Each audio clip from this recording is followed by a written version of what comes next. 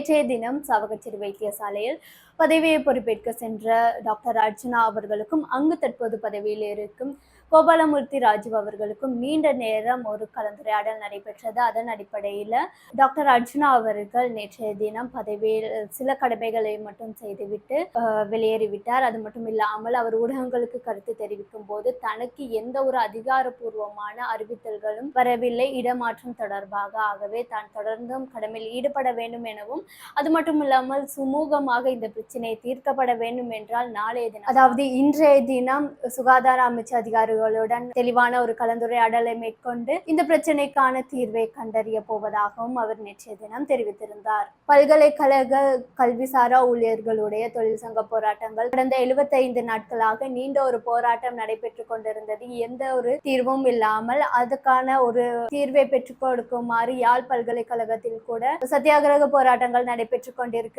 இந்த வேளையில இப்பொழுது அதற்கு சுமூகமான தீர்வை எட்டியுள்ள காரணத்தினால் 15ஆம் தேதியோடு இந்த போராட்டங்கள் நிறைவுக்கு வந்திருக்குது. மீண்டும் கல்விசாரா ஊழியர்கள் அவர்களுடைய தொழிலுக்கு செல்ல போவதாக உத்தியோகபூர்வமாக அறிவித்திருக்காங்க. இன்றைய தினத்திலிருந்து அமலுக்கு வரும் வகையில் 22.5% மின்சார கட்டணத்தை குறைக்க போவதாக பொது பயன்பாட்டு ஆணைக்குழு தகவல்களை வெளியிட்டிருக்காங்க. 2024ஆம் ஆண்டின் இந்த 6 மாதங்களுக்குள்ள விவசாயத்துல ஒரு பெரும் வளர்ச்சி நடந்துள்ளதாக விவசாய திணைக்களம் தெரிவித்துள்ளது.